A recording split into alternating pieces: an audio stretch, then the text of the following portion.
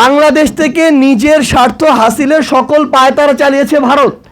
সেখানে সম্পর্ক স্বাভাবিকের প্রক্রিয়া কিংবা সেই কার্যক্রম তো তাদের উদ্যোগ নেওয়ার কথা, তাদের আসার কথা ছিল। তা না করে আমরা দেখি যেই বর্তমান পররাষ্ট্রমন্ত্রী এর আগে তারেক রহমানের সাথে বসার বা ডক্টর ইউনূসকে বসিয়ে দেওয়ার উপহার স্বরূপ বর্তমানে পররাষ্ট্র মন্ত্রণালয় পেয়েছেন, তিনি আবার সম্পর্ক স্বাভাবিক করতে গিয়েছেন। তো আমাদের আসলে আশঙ্কা হয়, কারণ তিনি যখন যেখানে গিয়েছেন তিনি দিয়ে এসেছেন, কখনো নিয়ে আসতে পারেন নাই। তো সেই জায়গা থেকে আজকে তিনি যখন গিয়েছেন, তিনি নিয়ে আসার আগে তাকে তার হাতে একটা জিনিস দেয়া হয়েছে কি, আমার এক বাংলাদেশি ভাইয়ের লাশ।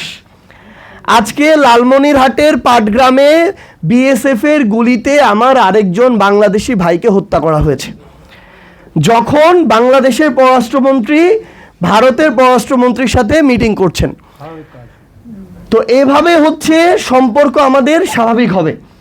তো আমরা আমাদের জায়গা থেকে আসলে বিএনপিকে এবং তার সংশ্লিষ্ট সবাইকে একটা জিনিস আহ্বান করি, এখন যারা 8 বছর 10 বছর বয়সে ক্লাস 3, 4, 5-এ পড়ে, সেটা থেকে শুরু করে বাংলাদেশের 60-70 বছর প্রত্যেকটা বছরের বা বয়সের মানুষ জুলাই অভ্যুত্থানে রাস্তায় নেমেছিল। বলে যে একটা জেনারেশন অভ্যুত্থান করলে পরের জেনারেশন করে না। আপনাদের কপালে শনির দশা এই কারণেই যে এই অভ্যুত্থানে একসাথে 3টা প্রজন্ম হাতে হাত রেখে রাস্তায় নেমেছিল। কোনো একটা প্রজন্ম যদি 1-2 বছর পরে অংশগ্রহণ না করে, আরও 2টা প্রজন্ম অপেক্ষা করে আছে নব্য কোনো স্বৈরাচার তৈরি হলেই তাদের পতন ঘটানোর জন্য।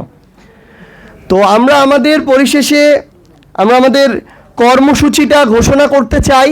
তার আগে একটা কথা শুধু বলি, সংসদে আমাদের অর্থমন্ত্রী ঋণ খেলাপিদের তালিকা প্রকাশ করলেন 20 জনের। এর মধ্যে আমরা দেখলাম 10 থেকে 11 জন হচ্ছে এস আলম গ্রুপের।